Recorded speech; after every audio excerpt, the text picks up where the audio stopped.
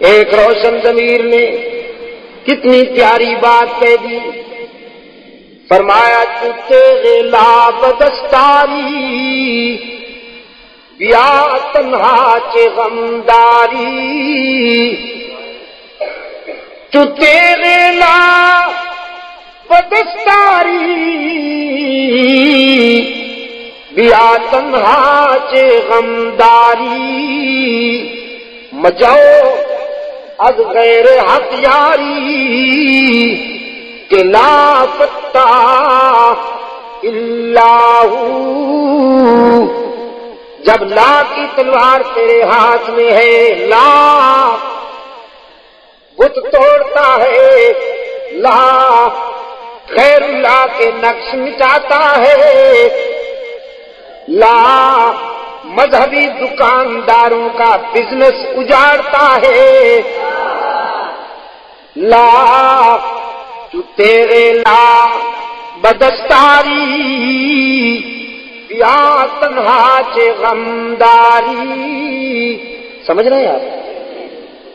واقعی فارسی سمجھنا شروع کر دیا آپ نے، مجھے پشتو سکھائے بغیر۔ چلو میں تو خوش تھا کہ اگر مجھے پشتو نہیں آتی تو تم آپ کو فارسی بھی نہیں آتی، لیکن آپ تو بازی لے گئے تھے۔ ماشاءاللہ بہت خوشی ہوئی۔ بیا تنہا چے غمداری، جب لا کی تلوار تیرے ہاتھ میں ہے تو سینہ تان کے ڈرتا کیوں ہے، مجاؤ از غیر حق یاری کہ لا فتہ الا ہو۔ اللہ کے سوا کسی سے مدد نہ مانگ کہ اس کے سوا کوئی مددگار نہیں، اس کے سوا کوئی مشکل کشا نہیں، اس کے سوا کوئی حاجت روا نہیں، اس کے سوا کوئی بیڑے پار کرنے والا نہیں، اس کے سوا کوئی بیماریاں دور کرنے والا نہیں، اس کے سوا کوئی مرادیں پوری کرنے والا نہیں۔ جب مانگنا ہو تو اسی سے مانگ، جب رونا ہو تو اسی کے در پہ آنسو بہا، جب دامن پھیلانا ہو تو اسی کے در پہ دامن پھیلا، وعدہ پورا کرنا، ایاک نعبد و ایاک نستعین، ہم تیری ہی عبادت کرتے ہیں اور جزاک اللہ ہم تجھ سے ہی مدد مانگتے ہیں اور مانگتے رہیں گے۔ سیدہ عائشہ صدیقہ رضی اللہ تعالی عنہا نے بھی اللہ کے حضور اشک بہائے، اسی کو دل کی بات سنائی۔ الہ العالمین منافقین نے میرے خلاف جھوٹے الزامات عائد کیے ہیں، میری کردار کشی کی مہم چلا رکھی ہے۔ اگرچہ یہ بات نئی تو نہیں، مجھ سے پہلے بھی معصوموں کے خلاف یہ پراپگنڈا ہوتا رہا، لیکن جب موسیٰ پر الزام لگا تو تو نے ان کی برات کا اہتمام کیا، جب یوسف پر الزام لگا تو تو نے ان کی برات کا بھی اہتمام کیا، جب مریم پر الزام لگا تو تو نے ان کی برات کا بھی اہتمام کیا۔ میرے معبود، آج تیرے محبوب کی عائشہ اشک بہار آئی ہے اور یہ فیصلہ کر کے آئی ہوں جب تک میری برات کا اہتمام نہیں ہوگا تیرے در سے سر نہیں اٹھاؤں گی، سجدے سے سر نہیں اٹھاؤں گی، کسی اور کے در پہ نہیں جاؤں گی، تجھ سے ہی مدد مانگتی ہوں، تجھ سے ہی درد دل کہتی ہوں۔ رو رہی ہے سیدہ عائشہ صدیقہ رضی اللہ تعالی عنہا، کس کے آگے؟ اسی کے آگے رویا کرو، اسی کے آگے اشک بہایا کرو، اسی کے حضور دامن پھیلایا کرو، ساری امیدیں اسی سے وابستہ کیا کرو کہ اس کے سوا دامن بھرنے والا کوئی نہیں۔ دامن خالی کرنے والے بہت، بھرنے والا کون؟ دامن خالی کرنے والے بہت، بیٹھے ہوئے ہیں فنکار، چنڈیاں لہرا رہی ہیں، زلفیں جا رہی ہیں، چادریں اوڑھی ہوئی، قبریں سجائی ہوئی، جھنڈیاں لہرائی ہوئی، چادر اوڑھے ہوئے بیٹھے ہیں، جیسے آسمان سے اتری ہوئی چیز ہو گئی۔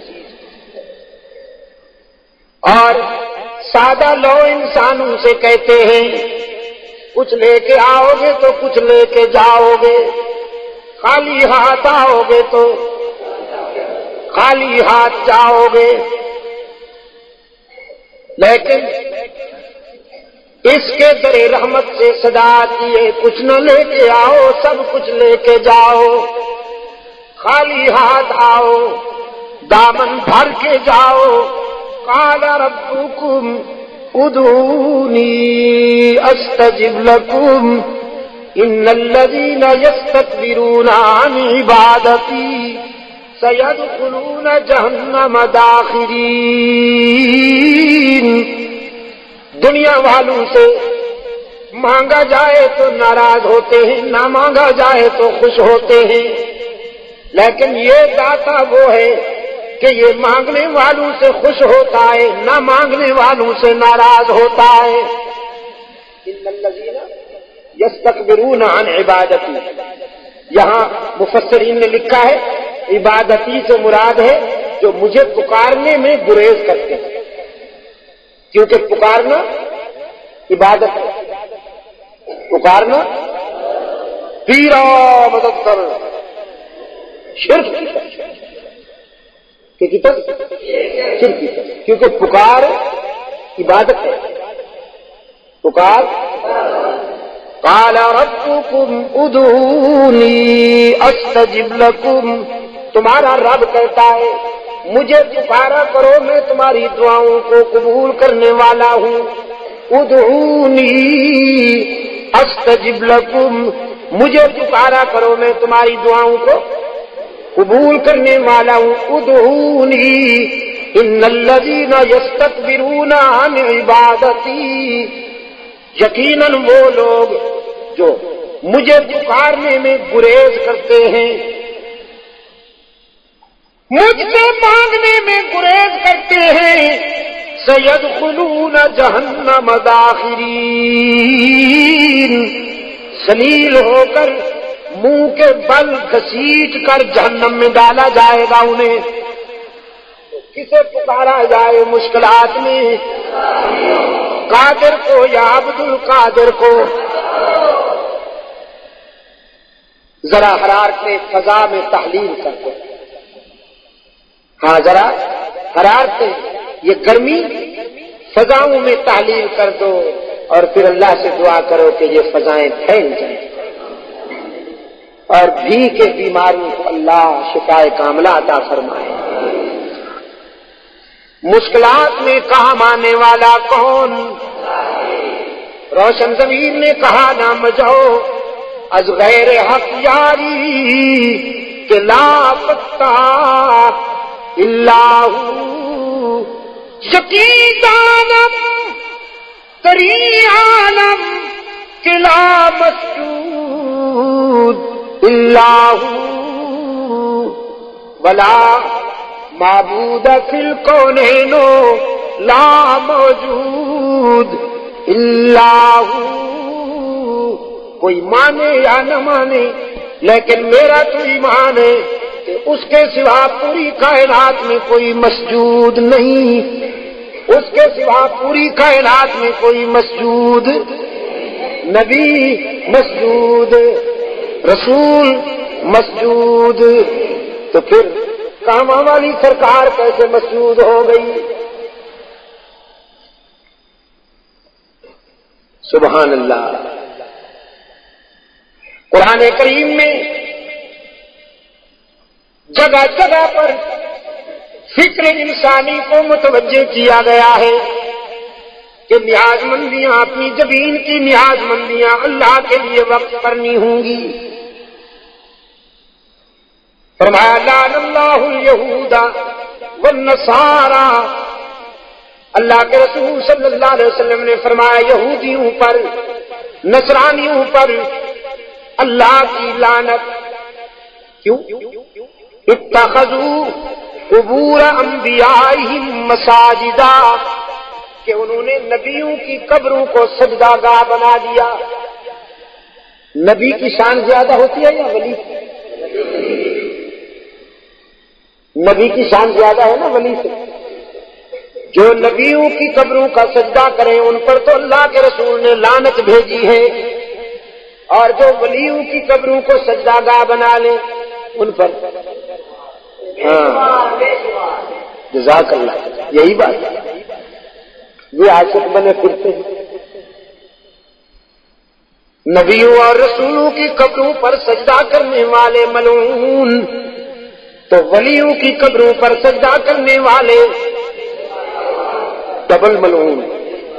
ڈبل ملعون نا؟ اچھا ڈبل۔ انسانی زمین کی عاجزیوں کے لیے حقیقی مسجود کون؟ ہر جگہ موجود کون؟ معبود کون؟ کارساز و دستگیر کون؟ حاجت روا و مشکل کشا کون؟ سیدہ عائشہ صدیقہ رضی اللہ تعالی عنہا نے آنسو بہائے ہیں اللہ کے در پر، درد دل سنایا ہے علیم بذات الصدور کو۔ سورہ نور آئی، قلب رسول پر وحی کی صداقت چمکی۔ فرمایا الخبیثات للخبیثین والخبیثون للخبیثات والطیبات للطیبین والطیبون للطیبات اولئک مبرؤون مما یقولون لہم مغفرۃ ورزق کریم۔ پاک باز بیویاں پاک باز شوہروں کے لیے، گندی بیویاں گندے شوہروں کے لیے، پاک باز شوہر پاک باز بیویوں کے لیے، گندے شوہر گندی بیویوں کے لیے قرآن ہے۔ آپ سمجھے کہ نہیں؟ قرآن اور کلام فطرت ہے یہ۔ اگر اپنی بیوی کو پاک دامن رکھنا چاہتے ہو تو خود بھی پاک دامن رہا کرو، لیکن اگر تم تاڑ جھانک کرو گے تو ادھر بھی سلسلہ شروع ہو جائے گا، تمہیں معلوم ہو یا نہ ہو۔ سمجھے ہو کہ نہیں؟ کلام فطرت ہے نا قرآن کریم۔ قرآن کریم تو راز کی باتیں کہتا ہے، کلام فطرت ہے۔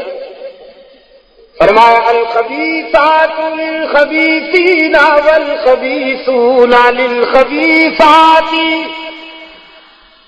ناپاک بیویاں ناپاک شوہروں کے لیے، ناپاک شوہر ناپاک بیویوں کے لیے طے ہو گئے۔ والطیبات للطیبین، پاک باز بیویاں پاک باز شوہروں کے لیے، والطیبون للطیبات، اور پاک باز شوہر پاک باز بیویوں کے لیے۔ رب العالمین نے ذرا کے لہجے میں سیدہ عائشہ کی وکالت کرتے ہوئے واضح کیا، جس نے اس عفیفہ کے کردار کو سمجھنا ہو، عائشہ کی عظمت کو سمجھنا ہو، وہ عائشہ کے شوہر کی عصمت کا نظارہ کرے، جس کا شوہر محمد معصوم، وہ بیوی کیسے نہ محفوظ۔ محمد معصوم ہے، عائشہ محفوظ ہے۔